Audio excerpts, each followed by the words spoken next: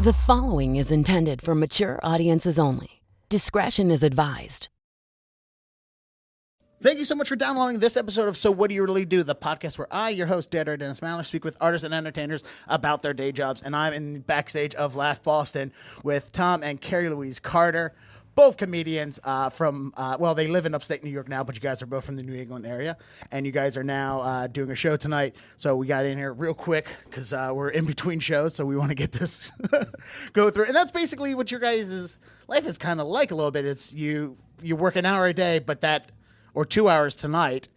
Tonight you're working 2 hours because you're doing two shows. So it's kind of like a hurry up and wait almost situation where it's like, all right, we get here, and then we just wait for the show to start, right? There's a lot of travel, a lot of, Yes. you don't count that into it. Today, I flew in from Orlando because I was in Orlando last night. And so, you could say I work an hour a night, but I was up at 7 to get to the airport, to return the rental car, to fly up here. Then I get here, I got to check into the hotel. Then I went and did a gig at a country club in Dedham earlier tonight. Okay. And then right from there to here for this show, and then another show, 2 shows tonight. So I'm doing 3 tonight. And then tomorrow we do it all over again. Mm-hmm. I do that, but I have 3 kids and a dog in tow. Yeah. So your listeners don't can't see feel bad for, Mr. Tom. And I got to get up, and I have a day. And then, you know what I did? All right, I got up an hour before you did, okay? I had to pack you were up for at 6? 3 kids. Were you up at 6? Yes. That's a lie. You were not up at 6. Wait, alarm clock 6 or kids knocking on the door Kids 6 knocking o'clock? on the kids, or a text or something. I don't know, but it was early. Liar. The dog. It was early. Okay. And I freaked. I had to feed, I have to feed the kids, put them off to school. I had to make sure they had their lacrosse sticks because we're coming up here for the weekend. So I brought my kids. Usually, I don't always bring my kids, but most of the time I do. So I had to pack for 3 kids and a dog. Mm-hmm. I had to run to teach aerobics. I teach aerobics too. Hold on. I have like a little day job, a real day job. I teach aerobics. Oh, wow. But that's only an hour a night. And I'm judged there too. And I have to work in front of a mirror. It's the worst. So I had to quickly go to aerobics, come back, had to get the kids from school. Now you can't just get the kids from school. You need a note, you need an ID, they got to make sure that you don't have guns nowadays. It takes an hour for them to get dismissed. My from wife's school. Lebanese. She always shows up at the school with guns, and it's very awkward. So you had a rough day, honey. I know. Can I have a tissue? Because I would like to wipe away the tear that I'm Well, crying. I just because wanted did to you go set through the airport stage. security today? Yeah. Did you do that? Did you? Seriously, going to the school is like going through airport security. Okay. All right. So anyway, got them all in the car. The only good thing today, and I had to drive 6 hours to get here because I was in traffic. I had That to hurry sucks. up. You're right. And in traffic. It was a Yes. horrible traffic because it's Friday. That and sucks. I had to dismiss them from school, and I'm like, hurry up, and they want to pee, and the dog has to pee, and then they want to eat, and I'm like, we can't stop. Look at the traffic. You don't even know. They're like, there's not traffic. There's gonna be traffic. We're going into Boston at 5 o'clock. There's gonna be traffic. The only good thing was I got to drive in the high-speed lane because I had the kids in the car. The HOV lane? Yeah. Yes. The carpool lane, finally. carpool lane, Yeah. yeah. Well, since you brought up about the kids, you packed them and sent them off to school today. Did you just pick them up from school early or? Okay. Yeah. I had to, and that's like a nightmare. Like I said, it takes a long time. You can't just pick them up from school anymore. Well, when you're picking them up from school and today, like, the note that you have to ask school is like, I have to take my kids with me because we need to go tell jokes tonight. I said just family. They're like, I looked at the list of all the kids that got dismissed. Sick, appointment, doctor's appointment, sick. I just wrote family. Our family's kind of sick. It makes sense to me. We're mentally ill. That's sick, isn't it? Yeah, it works that way. So yeah, but we have a christening tomorrow, so we have to, or first communion tomorrow, so we Yeah. have to go to that, which is right, and that's all family. So it really was That's a why we family went, event to yeah. bring them up here, Yeah. and it's the life of 200. There aren't many married comedy couples that are doing this with kids.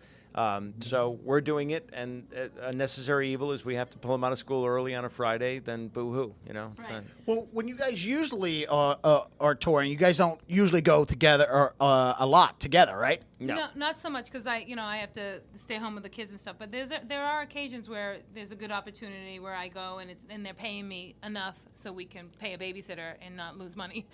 But whenever they call and ask for Tom to do work, he's like, "Yep, no problem."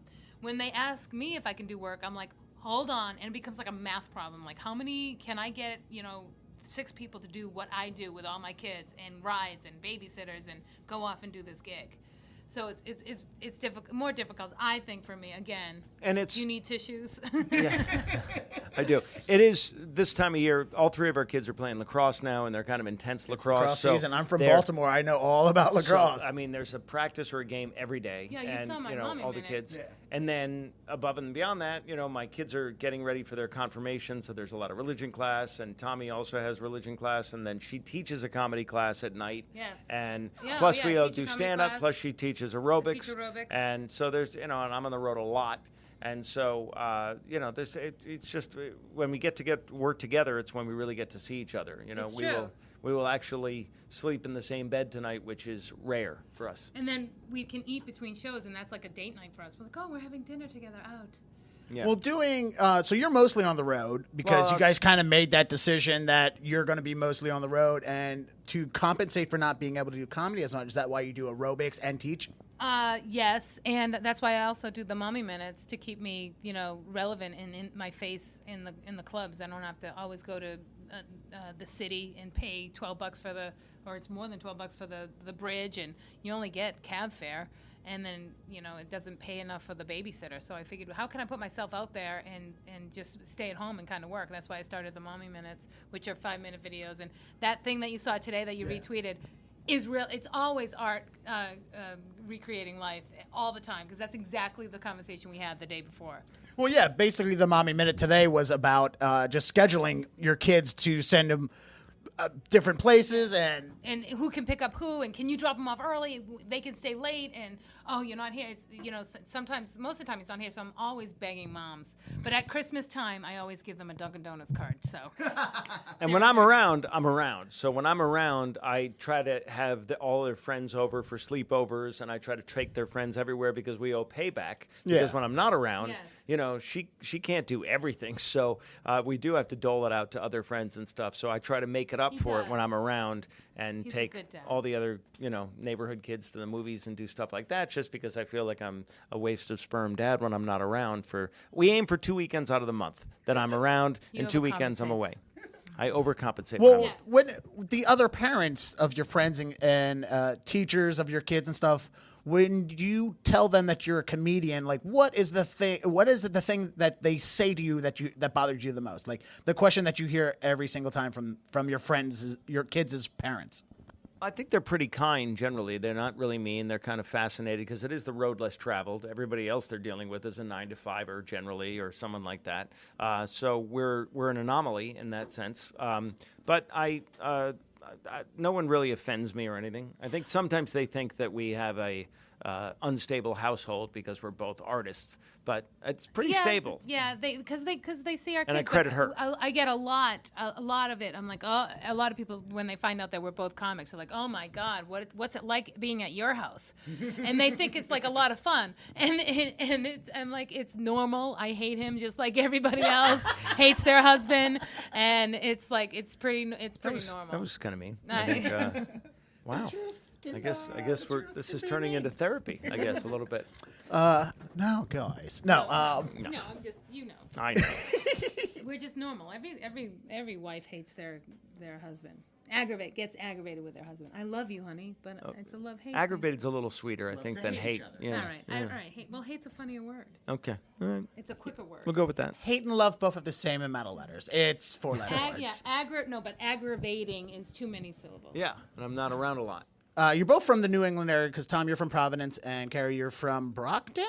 Well, near Easton. Easton. Okay, yeah. That's I'm Brockton. still Most 4 years people are in. Brockton. 4 years in, I'm still trying to figure out the names of everything outside of the T distance because that's usually what I stick to. We don't know Baltimore. You don't want to get lost in Brockton, but Don't want to get lost in Baltimore either. So, That's true. That is true. but when you guys were doing comedy here in the New England area, did you guys meet doing comedy here, or did you meet when you were both on Last Comic This Standing? is a workplace romance. Yeah, we were Yes. already together a long time before Long we time did before Last Comic Comic Standing. Standing. Which, by the way, she went further than I did on Last Comic Standing, and That's that right. comes up a lot Better whenever we believe argue. it. Yet but he's on the road. yeah, Well, he also did almost win. Yes. You take care of a dog, he loses the dog. So it's Right. That's true. it's a symbiotic thing. I think that works out. Yeah. So we got together. She promised she wasn't going to date another comic, I promised I wasn't going to date another waitress or comic. Or a headshot. Yeah, or anyone with a headshot. Right. And then we said screw that. And we ended up, it got together, and then we moved to New York together on a wing and a prayer, and we've been down there for 20 years now. Yeah. Now, do you think the move to New York was easier when you guys did it as a couple doing the same job? Yes, I do, because we were there to lean on each other, support each other, and split the rent. Yeah, split the rent mostly, and it was very difficult. We were both like no one knew us. We had to show them, look, we've been doing comedy. We're comics. We've been doing it for quite some time, and tell them the George Carlin story. Yeah, we were kind of established up here, and then we moved there, and suddenly you got to go back to the back of the line in New York, and that doesn't sit well with a lot of people. A lot of guys out of Boston fled like rats off a burning ship when comedy started to take a nosedive in the early 90s. When did you guys move to New York? In 96. Six? I think it was 96. Six. 96, and then some guys went to L.A., hated it, came back. Some guys went to New York. So we went to New York. It was great for us. It worked out well. We lived in a 6th-floor walk-up, which is very tough. But the club closest to us was... I was diagnosed with twins on a 6th-floor walk-up. So you had the kids in the 90s? No, we were living there for that long. Oh, okay, all right. Yeah, and so I had to walk up 6 flights when I was pregnant. I was 9 months pregnant with I love twins. when she said she was diagnosed with twins, like it's cancer. Well, while we're on the subject of twins, before I forget, was there twins in one of your guys' family? Because usually that's a hereditary thing, isn't it? Yeah. My side of the family, his side of the family also, yeah. People ask us if we use fertility drugs, and not unless you come Prozac and tequila as part of the fertility drugs, but... It's my nephews are identical twins, and so it's on both sides. Okay. So you're doubly chanced to get twins. It was all her. She's fertile myrtle. Because they're fraternal, she dropped 2 eggs. I happen to have turbo sperm, and my sperm found both eggs because they conquer. And They're really good with GPS. yeah, they're really and they're great swimmers. And then she was just fertile, dropped 2 eggs. They both got fertilized, and here we are. So you were living in a 6th-floor walk-up in New York. You guys moved there. You're fighting for stage time, fighting to get noticed. Yeah, and what the club closest to us was the comic strip, and the club owner there, the manager, said, "I got enough." Hold. Yeah, he said, "I've got enough short white guys from Boston already." That's what he said. Yeah. Which just crushed me because it's the club around the corner from where we're living, and it's the world famous comic strip, and that's really where I wanted to work. And years before that, I had sent a cassette tape to 3 people: Carson, Dangerfield, and Carlin. 6 months after I sent them out, Carlin calls me back and left me a message. Thank God I wasn't home. And this is when you had a little tape on your answering machine. And I saved the message. It was the nicest message, really nice. It was on my website for forever. Is it still on your website, honey? No, I don't think so. But he back basically said, funny stuff, kid. Funny stuff. He was really nice. his, He didn't know, I'm an open micer. He didn't need to do that. He didn't know who the hell I was. But he left me this really nice message, and he said, if there's any time I can do something for you, just let me know. And so years later, cut to, I can't get in the comic strip. I call him, and I said, George, you may not remember me, but you were very kind. Called me back and said, if you could ever help me, there's a picture of you, and as soon as you walk in the comic strip with your arm around the owner, Lucian Hold, he obviously holds you in high regard. If you could just put a word in for me at some time, no rush, whenever you can get around to it. And about 2 hours later, he calls, and I'm home, and Kerri knew it was him who called because my jaw dropped. And he said, I don't have time to talk, Tom, but you're on at the strip tonight at 11 o'clock. Don't drop the ball.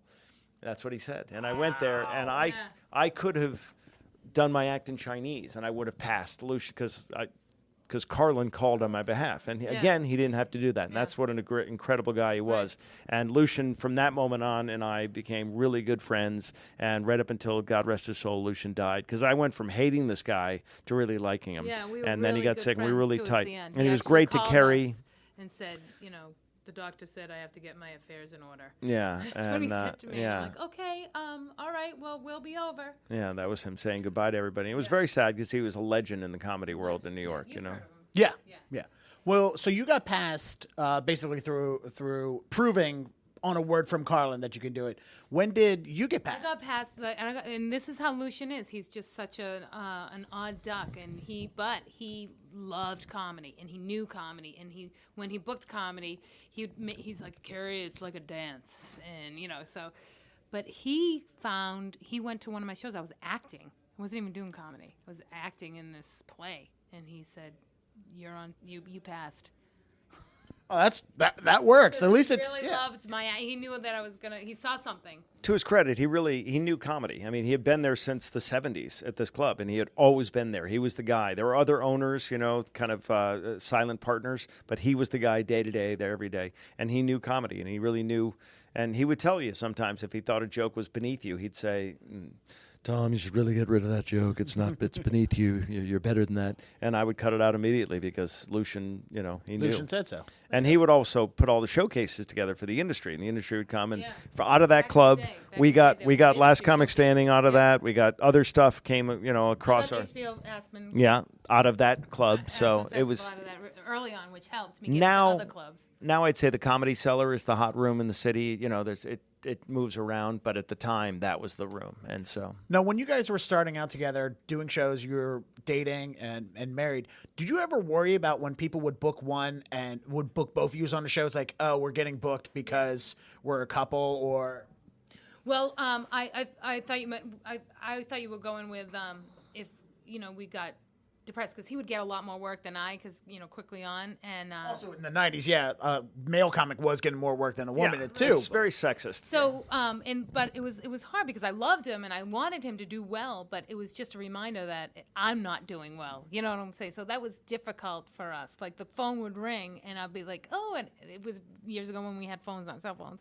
And I went, hello? Oh, is Tom there? I'm like, ah. That was difficult because they knew I was a comic and they felt odd. Yeah. And so then I felt odd because they felt odd. So I felt weird and that was difficult. But, there are so many more male comics that it kind of averaged itself out because when they were looking for a funny woman, she was a bigger fish in a smaller pond. Right. And so, she was on the short list when they were looking for funny guys. There's a billion of us out there. So it really was sexist. And she used to say, I feel like sexism is alive and well in comedy, and I would poo-poo it. But now, having lived with her, I've come to see that, even female club bookers won't book women. And, it's harder for women. The parameters within which they get to work are much more narrow because I can get up there and talk about my genitals and people laugh. But if she gets up there and talks about her privates, some people in the crowd get uncomfortable. Devout Muslims, born-again Christians don't like it when a woman uses foul language. So she has to be a lot, it's a little slippery slope. I had a joke, and I used to do it. It would be like the twins. The twins came early, just like my husband, and I go a little laugh. So I'm like, you know what? I gave it to Tom. I go, you try it. He gets a freaking applause break. You know what I mean? It's like I'm like, so I gave it to him. Now he thinks that he wrote it. Do you guys share material that often or write together that much? Well, now we're doing the team thing more than we were before. Oh, yeah. The team thing. We're gonna do the team thing. Tonight, this weekend. If you want to, we can. Yeah, we should do it. We do it together on stage. Oh, so you guys both do a duo act? Yep. Yeah, which is rare. There aren't that many married comedy couples, and leave a few of them to get up there on stage and do it. And people like it. It harkens back to Lucy and Desi and Burns and Allen, and there's a lot of nostalgia. Ethel and George and Ethel. George and Ethel. Ben Stiller's parents. Yes. Yeah. Stiller and Mira. Stiller and Mira. Yeah. Ben Stiller's and parents. Nichols and May. There were a few, and they were very, very popular back in the day. And so I think people like that. And so we got a reality show that ran for a while on Women's Entertainment Network called Too Funny because of that.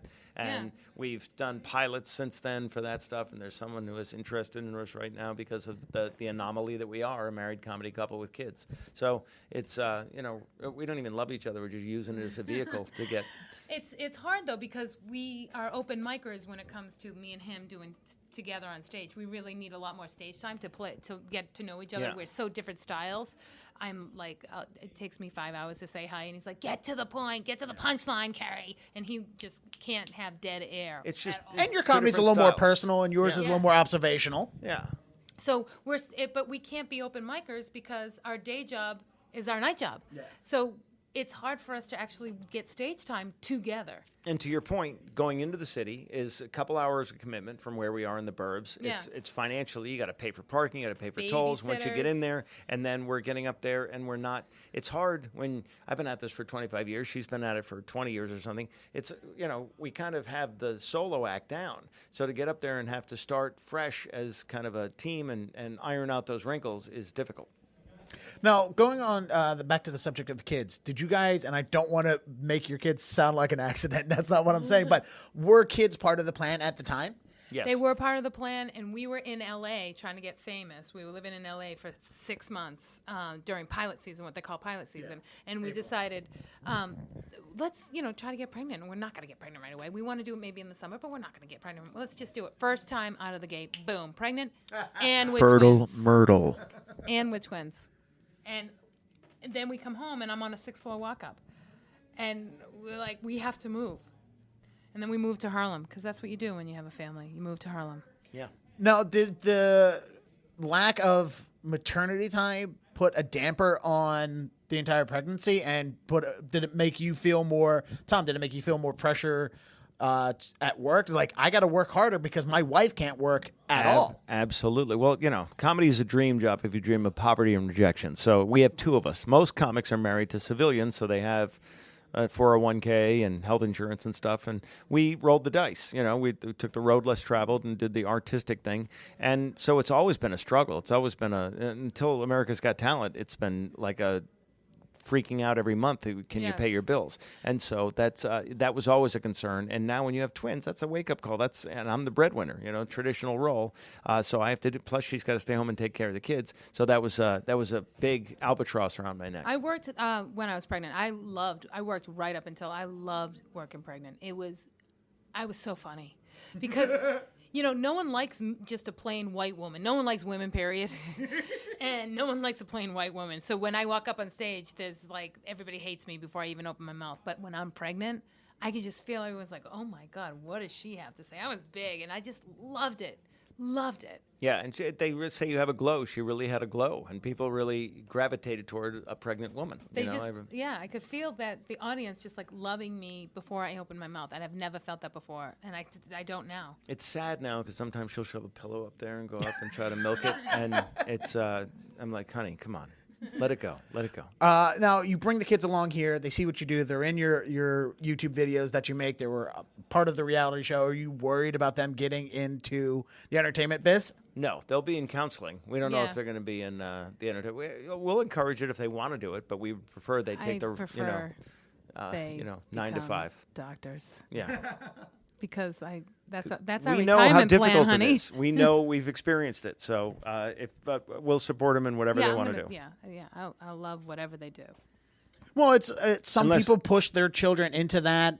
Some feel happy that they got into that, and some people are like, no. I told you, don't do this. Don't do this. Did you not learn from me? Like, where in that spectrum are you guys? As long as they don't join Al Qaeda, I'm okay with them I'm doing whatever not the hell anywhere, they want. I always say, like, I do my opinion, like, you're so good with kids, you should be a pediatrician and things like that. Just dropping little hints. But I think they're really funny, and they have funny. They're starting to write. They're like, Mom, that's funny, right? Like, and if I laugh at their joke, I can see a little, glimmer, and I'm like, oh God. So I try not to laugh at their jokes. They both want to be, the twins at least, want to be wealthy. And so they're motivated by money, and they know that it's difficult what we do. And they have friends that live in bigger houses than we do, whose dad is a stockbroker or whatever. And so they know that there's more money to be made in other fields. They can sniff out a really gorgeous, Lamborghini. And I'm like, where are you? They're like, oh my God, look at that. I'm like, where are you seeing these cars? I'm like, well, if you're a comic, you won't be driving in that. So little hints. All right, you got to get on stage, so that's good. How old are the kids now? The twins are 14, and the youngest is 9. Oh, how has things changed for you as a father now that they're teenagers? Well, they're a little more obnoxious now. There's a lot of testosterone in our house. There's 3 boys plus me, and our cats are male. So even Kerri wakes up with an erection sometimes. It's kind of scary. It's just too much testosterone. Yeah, it's just weird. They're in a new phase now that they have girlfriends, and Kerri does not approve of their girlfriends. But in fairness, she doesn't approve of my girlfriend either. So I understand why she would be a little bitter about that. Now, is there talks about having fourth for a daughter at all? Or? Snipped. I've been surgically altered. So if she gets pregnant again, we're gonna have a serious You sit had the down. kids cut out. Okay. No, I got snipped because my dad got snipped when I was born because I'm really? the youngest of 6, and he was ready to, he didn't even want me, so I was a mistake. How was that conversation when it was brought up? About Getting snipped. I mean, that's some people take it as a big deal, some people don't. Well, it was. We have to make the decision right now because we have good insurance, and we need to make the decision now because in a year our insurance is going to end, and we're not going to be able to get you snipped. And So you guys don't have SAG-AFTRA health insurance? I know because that's what I have, and it sucks. yeah, we had that for a while. She didn't like female birth control, and I didn't like wearing a raincoat in the shower, and so.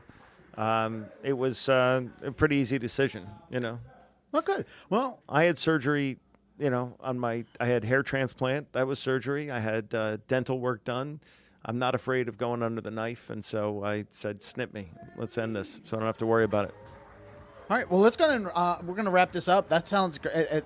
Good luck for the rest of the years, because Thank you. You're at the worst part with boys, because at the teenage years, that's when we turned into hellions. That's true. I was one too. Yes. I know exactly what it is. You know all But their I'd moves. say teenage girls are no walk in the park either. So, and I don't have to pay for weddings. That's a good thing. That I is a just good can't thing. have anything breakable in my home for the What's- next 10 years. But What's other the than- old the cliche line when it comes to kids? It's with girls you have to worry about all the penises. With boys you just have to worry about the one. That's right. And So- they say, and I'll butcher it, but they say, a son is a son until he marries.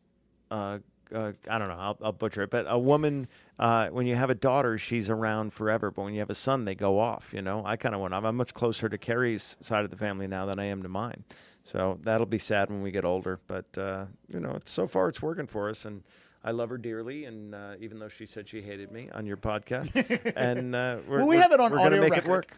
Yeah. Oh, she said it before. Trust me. Do you sometimes feel that you're not doing enough when you're out on the road? Like, do you feel like you're not home enough, or that you're not participating enough? That's as a why I father? have that Catholic guilt when I'm home. I mean, I'm like, have everybody over for a sleepover. Let's take everybody to the movies. Let's take everyone to the baseball game or whatever. And so I do a lot of that, and I do all the driving I can do, the carpooling and all that stuff, because I have to make up for that lost time. But I follow the Dennis Regan and Brian Regan told me once that they aim for 2 weekends out of the month, and Brian's at the point where he can pick and choose wherever he wants. So he says for 2 weekends out of the month, I'm on the road. The other 2 weekends, I might be working, but I'm working close to home, and that way he lives in Vegas, I believe, and that way I can still work, but I'm sleeping in my own bed, and I'm not an absentee dad. And that's what and Gaffigan is very into being with his kids. They teach them at home or homeschool them, whatever you call that, and take them on the 7 people road. in a 2-bedroom. You can't help but be in. Yeah, so I'm trying to do that. My dad was a doctor, and he was in the operating room before I got out of bed, and he was doing rounds at all the hospitals when I was tucked in at night, so I never saw the guy. He went to one wrestling match my entire year. I love the guy dearly, but he was a provider, and I hope my kids will understand that when I'm away, I'm providing. And I'm fortunate enough now to have Skype and FaceTime and all these other things so that I really can be. And I mean, now they're 14, so I'm texting them several times a day. We're talking several times a day. So I really feel like I have my finger on the pulse. Every year I go to Hong Kong, then I feel like I'm off the grid. And sometimes I used to do cruise ships a lot. And when I was on cruise ships, I felt like I was Disconnected from the family. And you don't want to feel that way, because on a cruise ship it's like $10 a minute for the slowest internet in the world. So I just blow it off all week, and then I come home and find out something major happened, and I feel like, Jesus, I missed that important milestones. Do you sometimes worry about Kerri's career when she's not able to do comedy as often as you are? She, like many women, has put her career a little bit on the back burner, which is a sacrifice a lot of women make. But I've been at it longer, and it is unfortunately a male-dominated world. And because I've been at it a little longer, and I got a little luckier on a couple of reality shows, because that's what it is. It's not reality. We all know it's luck. Yeah. But I would be okay if she was if she had won Last Comic Standing or something, and I would let her be the provider. I would be okay with that. it would hurt a little bit because of my male ego, but I would understand that the bills were being paid, and the as long as there's a parent around to take care of them. And sometimes she goes on the road for a week, and I'm Mr. Mom, so that does happen, and we just make it work. We're 16 years married in June, and together for 20, and so far I like it. Is there, for anyone who I flabbergasted by the fact that you guys can hold a relationship that's been this successful this long, because I'm very adamant against relationships with coworkers. Like, I have my roommate's a comedian. Him and I met in comedy, and then I needed a place to stay, and I lived there, and I'm like, even that's too much of a close relationship for me. Are you allowed to say who that is? Do I know? Oh yeah, the comic? no, he's a nobody. Okay. We're both nobodies in the Boston scene. But my roommate Jesse Miles, I've talked about on the podcast, have not had him on yet. The closest he's been on the podcast is during a break, because I built a studio in our home. No, so occasionally a guest will be like, because I go long for him. They'll be like, all right, we got to pause. I got to go to the bathroom. They'll walk out. He'll come out and is like, so everything sounds good through the wall.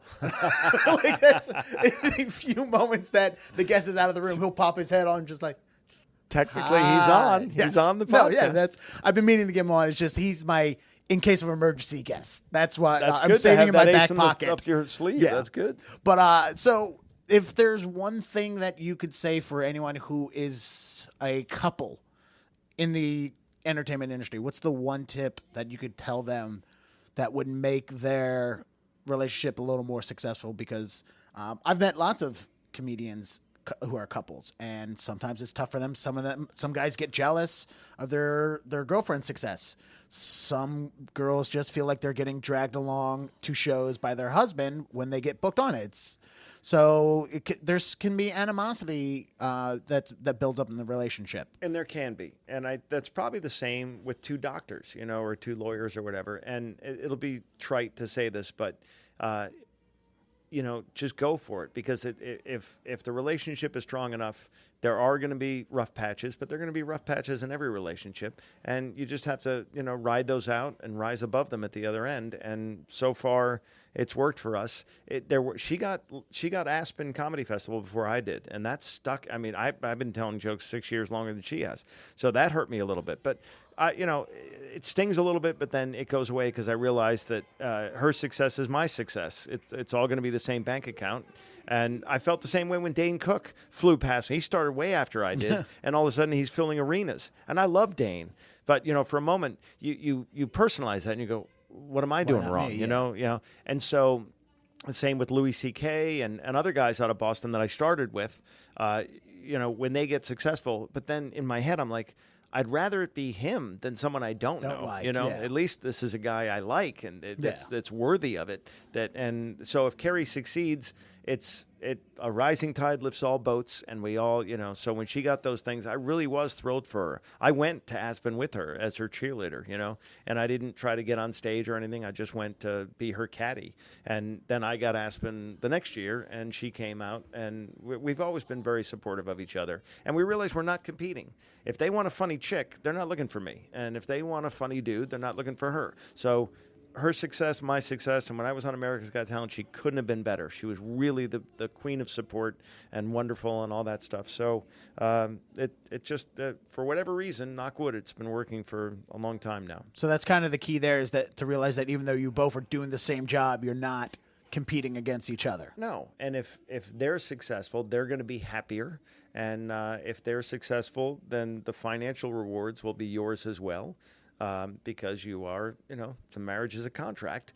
So, you have to embrace all that. But I do feel bad for her because it is a really sexist business. It really is, and a lot of the women that are really successful in this business are lesbians. If you look at it, Ellen, Rosie, the ones, the upper echelon ones, some of them are still closeted that are big up there. Those names I shall not mention, but, there's a lot of that. Let me scratch that question off. But it's a male-dominated art form, and unfortunately, and that's just kind of the way it is, and she has a tougher road to hoe than I do.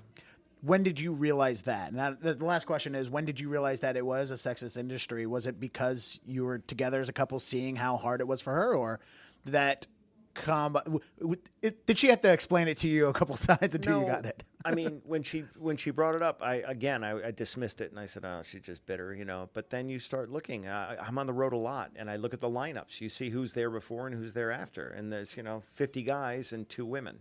And you could be at the Orlando Improv, or you could be at the Chuckle Hut in Nebraska. It's the same thing. For every woman comic that's on, there's 10 male comics at least, and it's just the way it is. It's the beast that we've gotten into, and she embraces it. She understands it, but it still stings a little bit when she feels a little left out by these things. But she's, to her credit, she's really one of the guys. My comic friends who are all dudes always welcome her when we do stuff, because she can hang with us. She's great with one-liners, and you can use foul language in front of her, and she won't blush. And I'm just very lucky.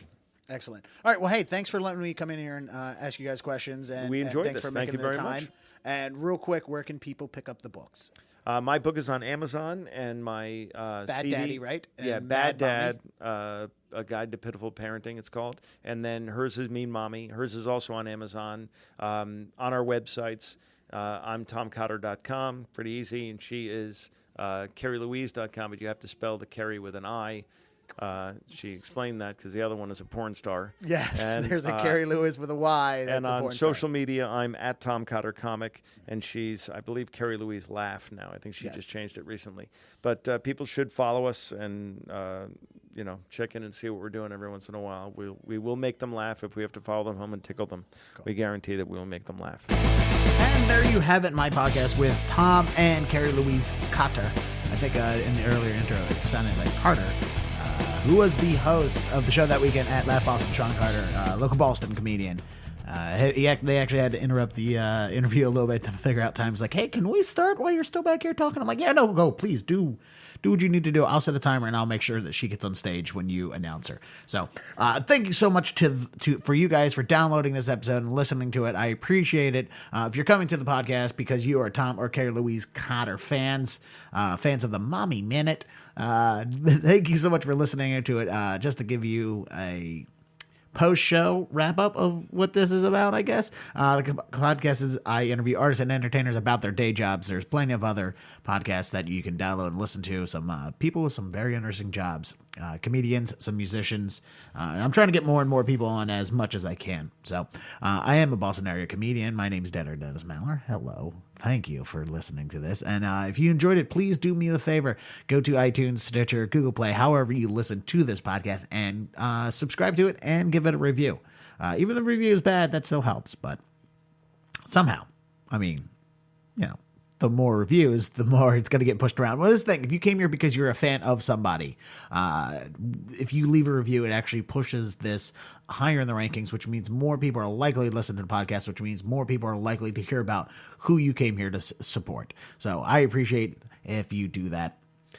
For the people who, I've been off so long because of tech issues, and I briefly talked about it last week, but just to tell you, man, I don't have tech problems. I'm usually not that guy. I'm the one who fixes problems. And then when I have a problem and I can't fix it, it drives me crazy. Because even when I did the podcast and I did the ending, I was about to upload the podcast and just to talk tech, I save all the audio to a external hard drive. Well, it's a slave drive. It's an internal drive that I put in an enclosure to make it an external hard drive. Luckily I did that. I kept all the audio on a separate hard drive because a couple months, almost a year ago, the hard drive on the computer completely crashed and lost everything, and we ended up having to replace it. Luckily I had all the audio saved to an external hard drive. We didn't lose it. Everything was fine. Well, come this time around last week, I went and did the entire episode, did the intro, did the outro, was about to upload it. I just needed to throw in the music, which you've just heard, and I couldn't throw in the music because it was on the external drive, and the external drive wasn't reading. So I'm like, no! So I have everything ready and done. All I gotta do is upload it and walk away from it, and I can't. So I left here. I had to go take the external closure and the hard drive over to my local Best Buy. Walked up to Geek Store. I was like, it's not working. Make it fix. Fix it. And they're talking about how lucky I was about this. So I did that. They take it in the back. They're looking at it. One of the Geek Squad guys comes out. Not the one I was speaking with, but another one. I jokingly look at him and goes, so how's it looking there, Doc? And he's like, well, we'll be able to retrieve the audio. I'm like, okay, good. That's good. Luckily, I already had the podcast. I wasn't going to lose that episode, but I was going to, the music and all post episodes and some things that I have in the can that I haven't released yet are all on the hard drive. If I lost those, I mean, I could have found the music. I have it somewhere. My buddy Scott Lester from Scott Lester and What Army, he's the one who did the song for me. He has a song. All he's got to do is resend it to me if I need to. The outro song is by the Dirty Dotties. I have the song. I could just recut it if need be, but if I didn't have to, I didn't want to, if you know what I'm saying. So, because we may have to transfer it to a new hard drive. And I was like, all right, well, what's that going to cost me? He's like, $150. I'm like, the drive and the exclosure aren't worth $150. No. So he goes, well, the guy will talk to you when he comes back. So he comes out and he goes, good news. All the audio is there. We had some trouble loading it because it's a lot of files. I'm like, yeah, it's a lot of audio files. It's a lot. He goes, yeah, but it's all there. It's all good. The problem is when we plugged it in through the enclosure, it didn't work. So the enclosure is bad. I'm like, all right, well, worst case scenario, I buy a new enclosure, $40. I'm fine with that. Okay, so I just bought it a year ago, though. Let's see if it's still under warranty. He looks it up, finds the receipt very quick and easy because I have not been buying things from Best Buy in a while. He finds it quick and easy. He goes, man, you were so lucky. This is 4 days from expiring. So luckily, the entire thing got fixed and taken care of for absolutely no money. They gave me the new enclosure, and I left, and I walked home happy, and I finished everything and got it up. And I was going to redo the outro just to explain that. I'm like, no, I'm not going to explain that. But I'm going to explain it to you guys today because I walked in the studio to upload this. This episode was done outside of studio and no tech problems. Usually the tech problems I've been having are computers. So like today, I walked in the studio today to upload this, and I'm listening to things, doing a little bit of editing here and there, and I noticed that my laptop's not even on the internet. I'm like, what the hell is going on? The router decided to stop transporting internet or stop receiving internet. So in the middle of me doing this, I'm fixing that problem, and I can't believe neither of my roommates noticed that there's been no internet in the house all day. I can't stop with tech. Like, even in the middle of editing this podcast, I started rewiring things. Like, this shows you how much of a tech head I really am. If you don't believe me when I say I'm a tech head, then you're not my neighbors who saw me dancing with glee out in my front yard yesterday because new cables were delivered through the mail. I was just rewiring things while I was editing this podcast. I need to stop. I need to stop fidgeting. Anyway, this is what I enjoy doing. So, all right, guys, again, thank you so much. Tom Cotter and Kerri Louise, God, they were fantastic. Very last minute, I hit them up in the morning, and it was like, hey, do you guys want to do this podcast? They're like, yeah, and we had to work out the schedules a little bit because they got the kids, they got the dog, they're in the hotel, they got the shows. I got my own things going, like last night, Saturday night. We did this podcast on Friday night. Saturday night, I could have done it, but I wanted to do it before the show, and they're like, we can't, we got family, not going to have enough time. It's like, we can do it in between shows on Friday, or Friday or Saturday. It's like, it's going to have to be Friday because I don't have time on Saturday because I had my own show. I was on the Stand Up Throwdown at Boston, Improv Boston. Why did I forget the name of it? Because I'm stupid sometimes. I'm thinking about all the shows I have coming up because I'm going to Charm City Comedy Festival May 11th, Thursday, May 11th, 10 p.m. At Zizimo's, Charm City Comedy Festival. For all you Baltimore people, I'll be in and out of Baltimore and D.C. from May 10th to the 17th on a bunch of different shows, so come on down to one of them. You can check out the info and stuff at deadairdennis.com. But my brain is so... I have so many tracks. Like, I'm in the middle of buying a car, in the middle of moving, so I'm looking for apartments, which, by the way, we may lose the studio, but... I'm doing all this. I got a lot going on in my brain. I got another show tonight at Article 24, which, unless you hear this podcast the moment it comes out, you're going to miss. But that's fine, because if you're in the Baltimore, D.C. area, I'll be there for an entire week. You can come see me there. Oh, Riley's Oyster Bar in Mount Vernon, May 10th, 8 p.m. Free show. That's a fun one. I love that one. That's a one that Quinlan does. Anyway, Tom Cotter and Kerri Louise, they were fantastic. They were like, I showed up. Basically, I left work. At my more time, rushed home, grabbed my go bag, my bug out record bag of mics and cables and clips and clamps and cables and recorders and all that other good stuff, headphones, and grabbed that one. Ooh, forgot how heavy this is, and then rushed to Laugh Boston, and almost surprised them. Like, I sent them a message like, hey, you want to do it? Oh, so it'll be at this time then. They're like, okay. No, they didn't even say okay. They're like, all right, so we'll do it in between shows today. Bam. Come down to the club. I just sent her a quick text. Hey, I'm here. And I knew she was on stage. I figured she'd read it when she gets off. She comes out and she walks by. I was like, hey, Kerri, Dennis. And she goes, oh, wait, are we doing this today? Okay, hold on. Go talk to Tom. Which is like, it's weird when she goes, oh, yeah, no, go talk to Tom and figure the time out, because only her and I were messaging back and forth. Like, Tom was not a part of the conversation. It's like they just tag teamed me on different conversations. Like, Kerri Louise is the text, the written out text messaging contact person. And then when you want to talk to somebody in person, it's Tom. So they kind of just work in tandem, which is fun. So it was great. They were absolutely fantastic on the podcast. They were quick with an answer, quick with a story, and a good joke. So couldn't ask for a better podcast. Sorry if you wanted a longer one. This was a little bit short, condensed, concentrated, and to the point. I enjoyed it. I hope you did as well. Like I said, please on iTunes, Google Play, or Stitcher, subscribe and leave a comment. And thank you so very much.